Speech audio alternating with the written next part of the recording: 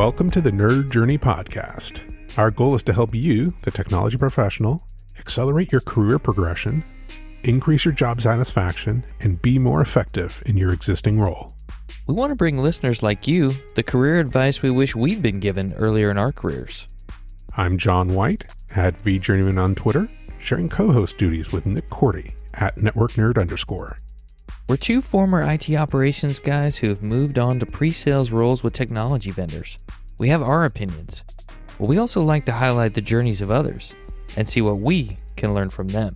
We'd also like to ask for your feedback to make this a conversation, not a one-way broadcast.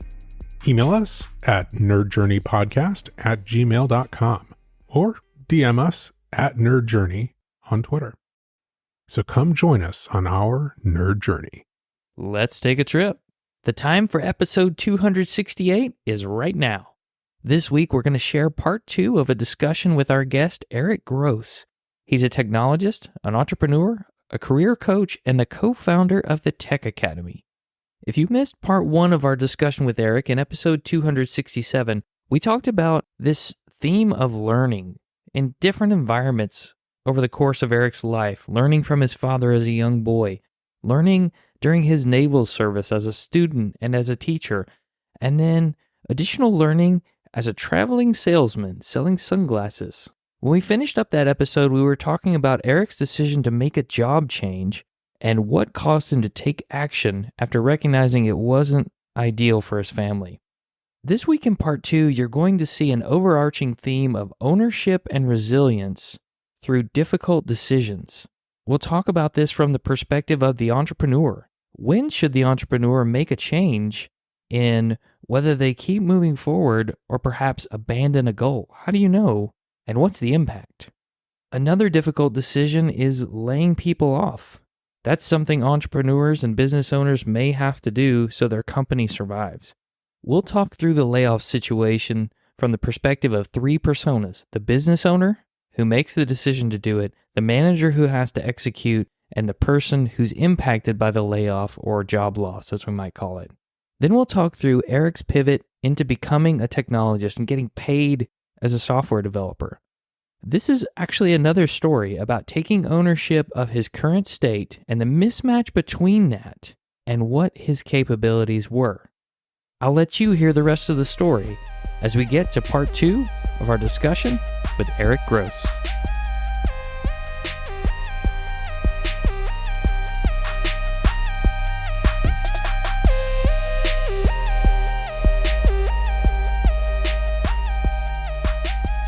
I finally decided you got to do it. You got to do it. You have to pull that Band-Aid off and just make the change and trust that you've got enough mental toughness to transition to something. And is the advice the same for the technology entrepreneur? Because I'm really curious about that.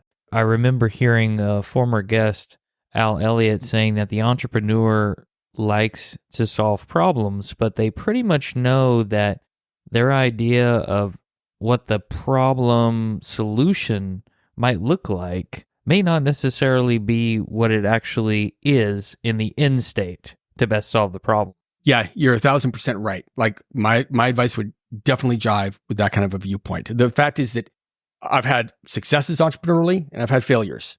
In every instance, the form that it was in when it either fell apart or when it really popped was greatly different than what I initially envisioned.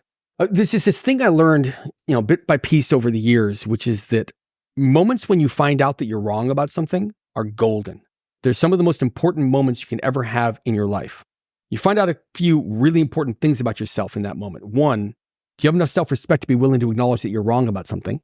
And 2, you start to recognize the opportunity you have, which is that having been able to stare in the face the fact that you're wrong about something, and sometimes it can be something very important or vital to you, having identified the thing that you were wrong about, this affected your performance or behavior in life to a great degree for years. You're left with this wide open vista in front of you in your future that now every single time that thing you were wrong about comes into play, you're never going to do it wrong again. That's something that took years for me to have a little bit of maturity about.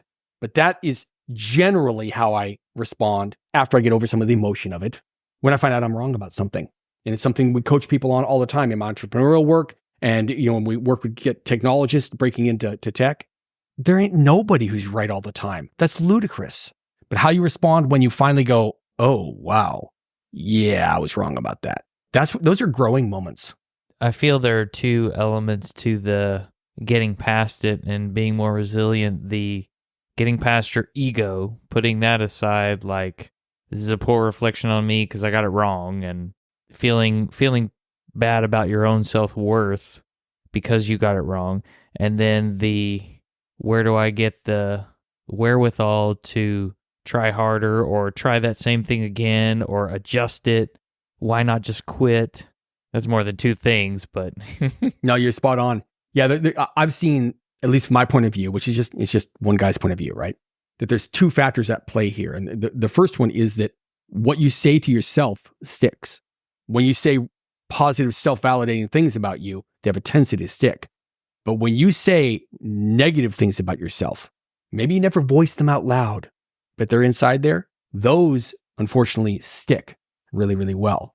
I found it really helpful to recognize that most of those things, they come from outside influences. They come from others' criticism, others' attempt to belittle you or cause invalidation or cause uncertainty or worry in your life. And you can grab onto them and hold them, and they start to feel like that's actually you. But they originally came from outside of you. When you're a kid, man, the world's your oyster and life is full of brightness and gold and goodness and joy. External influences can beat that out of you, but it never truly goes away. And the other part of it is that no one else can stand up when they get knocked down besides you yourself. Yes, other people can help lift you up, but at the end of the day, even if they're lifting, you have to choose to stand.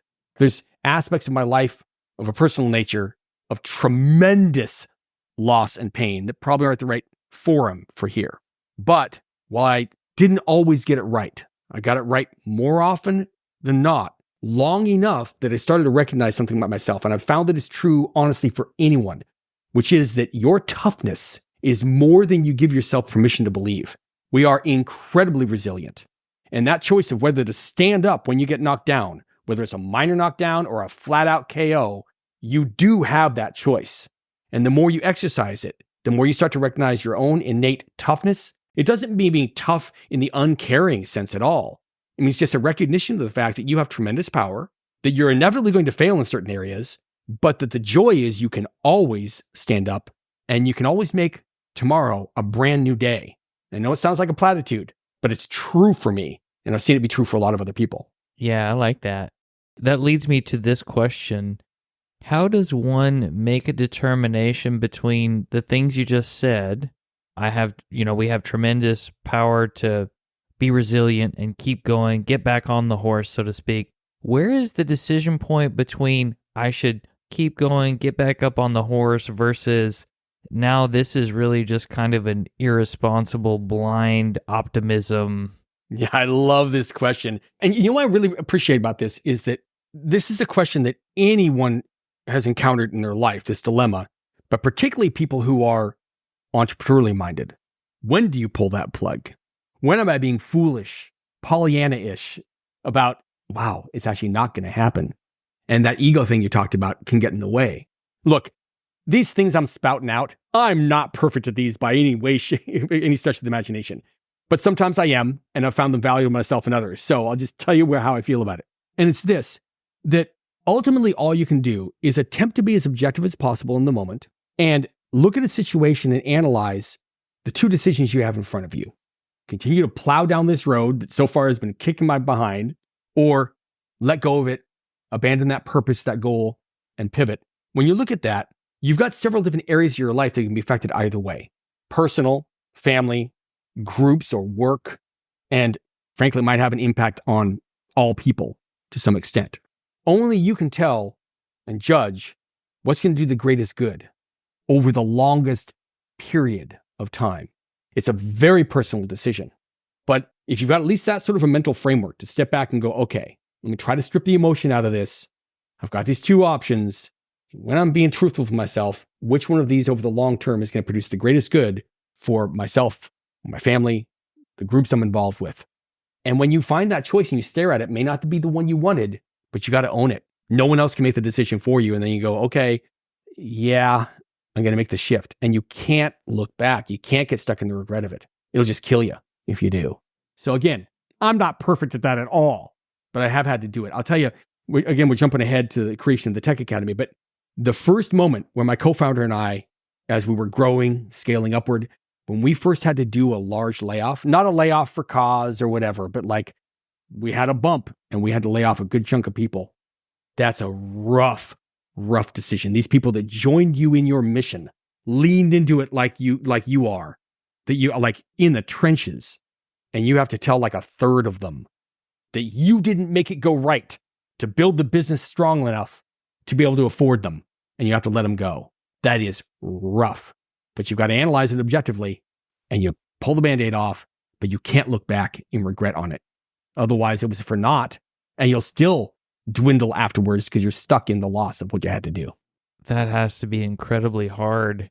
Not only realizing that you need to downsize your employee base, but deciding by how much. And then furthermore, once you decide by how much, semi-objectively, who's it going to be? And everybody wants to know, Erik, why me? Yep. You know, especially in the tech industry over the last couple of years, as the time we're recording this, layoffs are a thing. So let's play both sides of the coin while we're on the topic. I'm a manager, and I've just been told that I have to lay people off. I don't have a choice in the matter. What's your advice for the manager in that situation? And then let's go to the side of the employee that gets hit. For the manager, I always think that the first person that they need to handle or get clarity and resolution with is internally, it's within themselves. If they embark on this task of actually putting into execution the layoffs and the exit interviews and all that kind of stuff without assessing their own internal disagreement or upset with it, it's going to go very, very poorly. In other words, if there's still any part of you that is like, man, why are we doing this? Any frustration on it, you've got to have your own conversation with your leader and fully resolve that before you just jump into, Pete, come meet with me in my office. Jane, come meet with my office, right? As you're embarking on it. Or you'll be doing it insincerely. You'll be doing it with your own doubts and reservations about the action. So handle yourself first, is my recommendation. And the second thing is in terms of like, how do you even decide who? There's a lot of discussion we can have around developer metrics and contribution and all that sort of thing. But regardless of which way you lay it out, you as an engineer should have enough knowledge of the needs of the business, the book of business of projects that you're actually running, what the future looks like over 6, 12, 18, 36 months in your area to recognize, okay, in this group, who's going to produce the greatest amount of positive forward motion over that period? You have to rank them. You have to. And it sucks. No one wants to be judged and no one just wants to judge others. It's, well, okay. There's some sociopaths out there that love that kind of stuff. I don't know about you. I don't like it at all. Yeah, I don't like it. Don't like it at all. Ultimately, that is part of your responsibility. You have certain rights as a manager, but you have a responsibility. And that balancing of ultimately the company has to survive. And that's your responsibility. You can't get away from that. That's why you took the job. You didn't take it to be popular. That said, be gracious and kind in what you're doing. But once you've ranked them with that kind of a metric in mind, it'll be clear. Now, as to how to handle those conversations, man, we're going right back to what you said so well earlier, like that understanding the viewpoint that the other person has. Like, what's that like? I've been fired. It stinks to high heaven. Thank you very much. I have had a few occasions where the person who had to do it was so gracious, so kind about it that, of course, it stung, but I let go of it very quickly and was able to move on. And I've had some where there was invalidation and crass or rude, like it just was not handled with kindness. Again, I know it's really trite and I might come across as a bit naive or whatever about life, but I got 54, almost 55 years of it under my belt and I've learned a few things. I still have a lot more. You can never go wrong with being kind and nice to other people. In any situation. Yeah. Now to flip it over to you as a how to receive it. I was just delivering a talk to our current students and people who've graduated recently from the school just last night. And something like this just came up. So I kind of know how I feel about it. This was in the relationship to the interview process and getting the job, but it applies here. You have to prepare to be rejected in the interview process. We all know you're going to get a heck of a lot more no's than you're going to get yeses. It's the truth of the matter. You have to prepare to be rejected. And the fact is that even in the most ideal work situation, there is always a possibility that something will happen and they're going to have to let you go. If you've endeavored to do a good job and wear your hat really well on that, and you're able to look at that and leave with your head held high, that can help. But I've got no advice that would be worth anything if it was just simply as trite as, well, just get over it or try not to be bothered or whatever. It stinks. No two ways about it. The only thing I can say is that I feel very affectionate and caring towards the technology industry for a couple of very specific reasons. Knowledge workers are incredibly valuable. We're capable of taking very real human needs, very real human problems, and applying these soulless tools of digital computers to those human problems and producing an effect of good far in excess of the amount of time we spend on it. And it takes a special type of mind and hardworking person and stick-to-itiveness, toughness, willingness to be wrong over and over again and then finally get the code right, that kind of a person to solve these things. So I'm saying all that to say that when you do get let go, don't ever lose sight of how valuable you are. Yes, get knocked down. Feel bad for a day or so. Go take a walk. Like, yes, it's going to stink. But don't for a moment think that that isn't you that's invalid, that you somehow are lesser than. And that's the advice I give for it. And again, I know that's not the easiest thing in the world to do. And I've done it wrong often enough. I've been let go and just like went into a funk. Luckily, I have a great wife and she's like, you're not going to stay in that funk. That's not okay. Go get a job. Right? Which is another lesson. Surround yourself with really awesome people who see what you really are and demand that you live up to it. Ah, there you go. This is my second marriage. And man, did I get a winner. And she's, is very understanding of the fact that I'm a big old fat nerd and tell stupid jokes and all that stuff. But at the end of the day, she's under no illusions about what my strengths are and my weaknesses are. And she knows how tough and capable I actually am. And if I ever descend into thinking it's not true and not living up to what I'm actually capable of, she'll say so kindly, but she will not let that stand. Be that friend for someone and surround yourself with friends like that is my advice. Yeah, I hope everyone has a friend like that. I would put my wife in the same category. She's always believed. Sometimes I wonder why, but she always has, Let's play one other angle while we're here, and that's the business owner who comes to that realization. What's it like for that person who has to come to terms with, okay, we have to do this? I may not be the one who's executing it at the lowest levels. Yeah, but someone's executing it for you, yeah. Right, but I have to start the chain of events in that direction. This is rough, man. These are important questions you're asking, but they are rough. Here's the thing is when you decide to start an activity, when you decide to start a group, whether you're stating it out loud or internally, or you're not even looking at it, the fact is that you've made a contract with yourself and with anyone else who chooses you and chooses to join you on that mission. And that contract includes, for me at least, one overriding principle. You as the creator of that activity are 100% responsible for its success or failure. Period. End of story. And when you ask people to join you, you can ask them to be equally as responsible as you are for the survival of that activity. And when you find the right people, they'll lean in and they'll be like that. I have countless examples at the Tech Academy. We have phenomenal people there. But at the end of the day, you own that thing, good or bad, and how well it went. So let's get to some concrete. This is just advice that's worth what you're paying for it. I got it. You're the business owner and you're in that position and you have to make that call.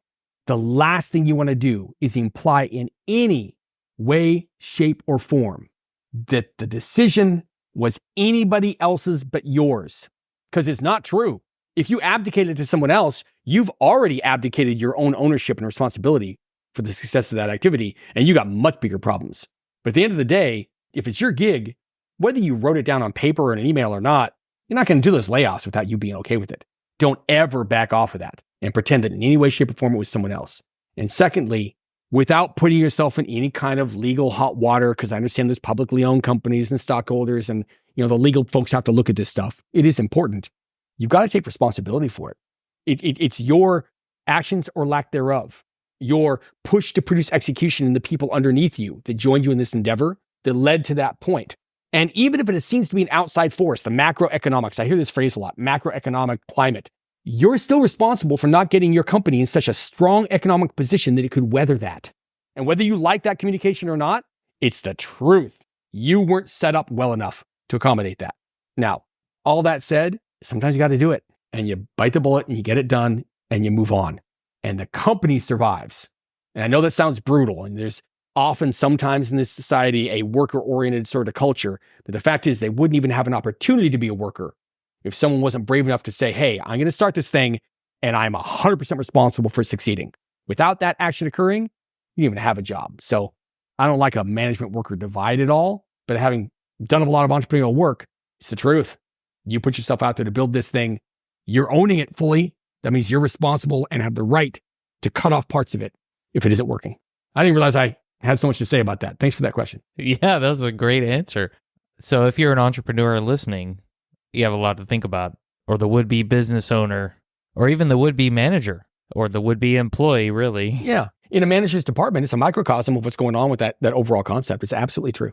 What made you want to gain experience managing people at all? Because, you eventually became sort of business partner, company founder multiple times. But I'm just curious, people have different motivations for going into people management. I'd love to hear yours. Part of it is that impulse to teach well. And look, full disclosure, I've got a mixed rate of success as a people manager. Great as an entrepreneur, that person starting the thing and building it and everything, right? In terms of establishing the activity and putting in all these policies and making things grow in a scalable manner, I do decently. I also know where my strengths lie and where they don't. And so I choose business partners to work with that complement me well. So like at the Tech Academy, my business partner, Jack, is unbelievably good in this area, extremely. And I've gotten better and better at it over the years. But ultimately, to answer your question, as I've had an opportunity, opportunities like that in my life, like when I would run people in sunglass sales or when I, was a store manager and when I was selling flooring, right? At the end of the day, what drew me to that is that I get tremendous personal joy from watching someone become more of who they are. I can see a possibility there. I can see this tremendous ability that can be unleashed, whether it's as a salesperson or as an engineer or as a project manager or as someone who can achieve consensus in a real divided group, right? I can see this ability there. And when someone doesn't believe that about themselves, but I know it's true from close interaction with them, it is tremendously gratifying to help them push through that and start to recognize how awesome they really are. And when you do that, as long as you operate within the confines of how the policies and procedures of that company work, then you're a good manager of people. Yes, you have to pay attention to policies and procedures, but ultimately, it's those people and their personal belief and confidence in themselves that's going to produce that forward motion in what you're all trying to get done as a group. This is sort of a form, I wouldn't call it exactly the same, but a form of being that friend that helps pick people up that you spoke about earlier. It's not exactly the same relationship, but seeing those capabilities of what could be in the people that come and work under you. Oh, yeah. And wanting to grow those and unleash them. Yeah, the business dynamic is such that there's only certain aspects of working with someone that you can really delve into for it to make sense. But even in that realm, look, I have this odd mix of things I do right now. I'm the co-founder of a school and I'm involved in, different curriculum development and marketing for it. I also work full-time for a phenomenal technology training company. And I've got my activity of career coaching and entrepreneurial coaching for technologists. So I've got these 3 different sectors in my life. In the regular full-time employment, I have an amazing manager. Equally able to balance the needs of the business versus the long-term success career-wise of the people under her. So thankful that I have that. And she makes a real big difference in my life. So yeah, you have that opportunity as a people leader to do that. And yes, you're going to help accomplish the goals of the business. You should, but you have an opportunity along the way to genuinely help people grow personally and professionally. And when you do that, man, undying loyalty. Like I'll do anything for my boss. She's amazing. I hope everybody has a boss like that at some point in their career, hopefully for most of your career. I've had the others. I'm really glad to have this kind. One thing we didn't discuss, Erik, was how you eventually landed or started working with a technology focus? Because I think it was software development, right? Yeah. So how did that happen? It's really wild. Like a lot of my public persona right now is completely known as a technologist, cloud transformation consultant, technology entrepreneur, founder of a coding school. The fact is that in terms of professionally being paid directly as a developer, that didn't start till 2011. But I've been doing coding and technology since I was 11 years old. So brief highlights on that journey, like how did I even get here, are that I did a lot of coding as a teenager. I was coding before I had a computer, coding on one of those really complex Texas Instruments calculators, putting games in there you could play with just that little output of 9-digit numbers. That's it, right? TI-83, something like that? Yes, TI-84. Okay, yeah. Love that machine. And did a lot of programming, right? For both school exercises and, this can be a big shock, I'm a Dungeons & Dragons nerd, building programs to help me run games and develop characters, all this nerdy stuff. But then I went in the Navy, and while I wasn't programming in the Navy, what happened there was really cool. They were trying to equip us to go out into a fleet where we didn't know whether the boat we were going to get sent to was brand new, just deployed 6 months ago, or 40 years old, because the fleet's got a lot of technology. So they had to prep us for everything, which meant a very deep dive into digital circuitry, every component that makes up CPUs, computer memory, how digital storage works. All of it was very, very, very deep, down to the silicon and germanium used in transistors, and how you build logic gates, and how you take those to create adders, stuff that can actually do, addition and subtraction with binary, and how you build an instruction set on a chip. And like all of it was very deep in that program. So again, I'm not working in it yet. I went to a ship that was commissioned in 1956, did not have any computer stuff on it, but I'm still surrounded by that stuff. Then I get out and I'm in sales, and I'm like, oh, I moved away from that.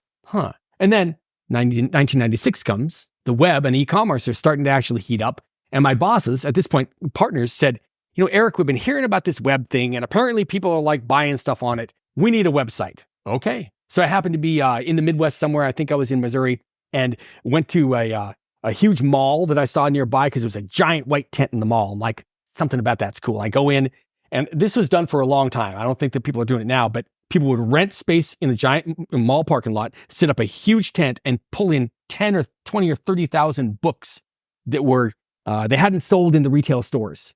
And so I went in and I bought 8 or 10 technology books for about $3 each, and learned HTML, CSS, JavaScript, Visual Basic, and built their first e-commerce site. Oh man, I love this stuff.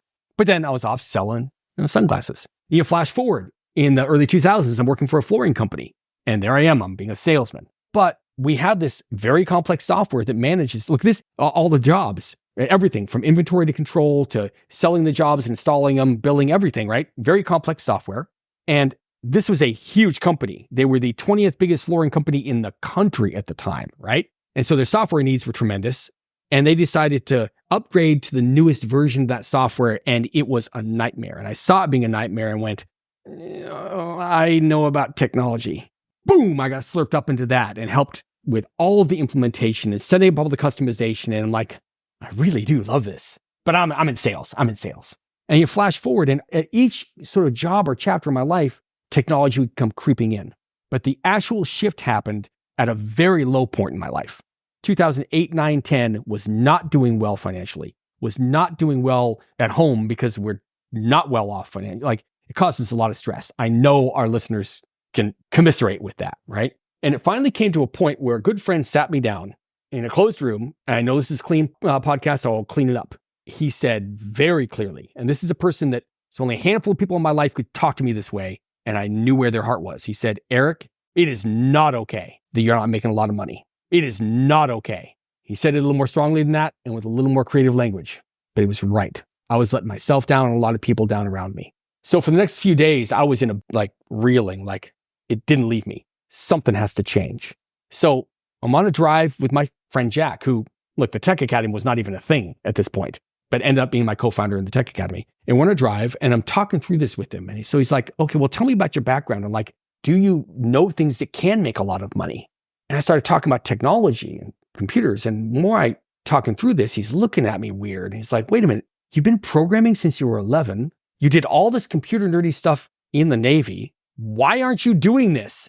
I don't know. Maybe I'm an idiot. So long story short, he says, I got to get you on the phone with a friend of mine who's in tech, because maybe you could go back to school, go to college and learn some stuff, whatever. I get on the phone with this guy who ended up becoming a really good friend. And I talked to him for 30, 45 minutes, and he starts really quizzing me about what I know. Because I'm like, what do I do? Like, should I go get a degree in this? Or like, at the end of it, he said, Erik, you don't need to go do a degree. You just need to learn, how is software being made now? What are the current technologies? That's all. He says, I can give you the kind of things you're going to need to learn. I can write it down for you. And if you're willing to burn the midnight oil and just rip through this and get up to speed on how software is being made right now, I can try to get you in on a contract I have with the state. Now, you're going to have to travel 60 miles every day to go do this contract, and you've got to get up to speed, and it's going to be really rough.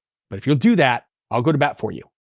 I'm like, whoa. So I go home and I sit down and talk to my wife, Cherie, and say, look, here's this opportunity, my friend, and I explain the whole thing. I'm like, it might be months of me burning the midnight oil to try to get up to speed on technology. This could turn out to be something really cool. He's telling me about the wages that people in tech make, and I do love computers, but I've got to have your agreement that I'm going to be heads down on this for a long time to try to break into this.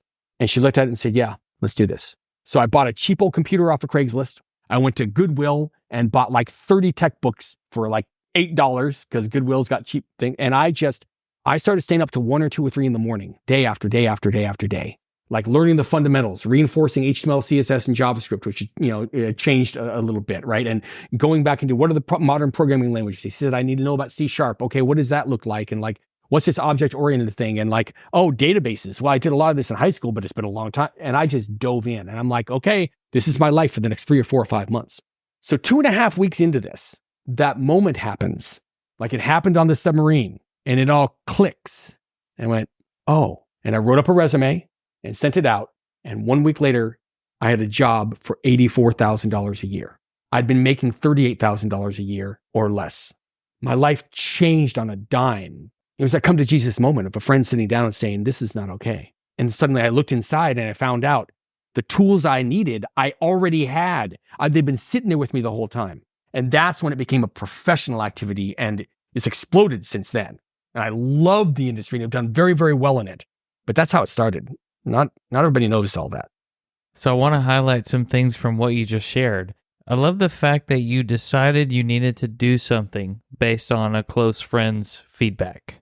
I realize this person's right, not just intellectually, but emotionally, psychologically. That is going to spurn me to do something. And then once that person knew that you were really going to do something, they put the bridge across the moat for you and said, here, talk to this person. And then that person gave you a recipe, which was another one of those offerings of, if you'll do these things, and again, you were motivated enough to do the things. So I think what we can learn from that is it's never a bad idea to tell someone the things you know, even if it's only a little bit, right? I only know this much, or here's where I am, and ask me some questions to validate that, and then getting some guidance from someone who does that thing or is in that industry today on how could you build yourself up to get to the point where you could do that full time. I really like that. Yeah, that's spot on. And for you, you found the thing that you could monetize. Yeah. And that is actually something that you help people do now. So this is a perfect transition point to talk about that.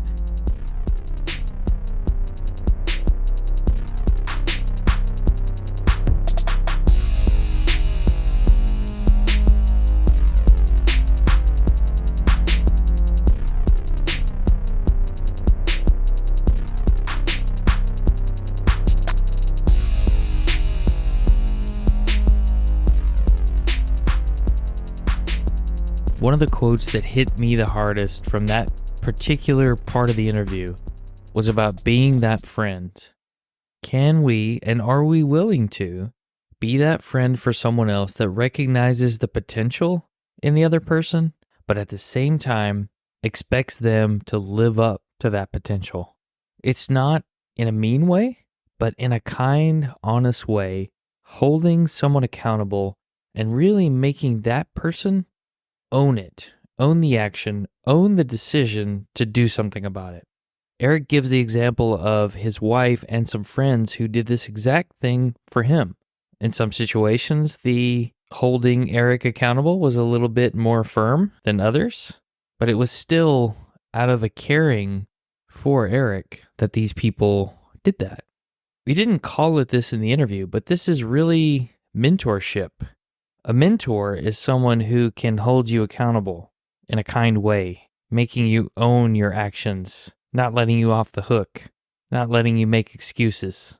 A coach can do that as well, but I immediately thought of a mentor when doing that. And you may be in a mentor or mentee relationship with someone without having officially classified it in that way.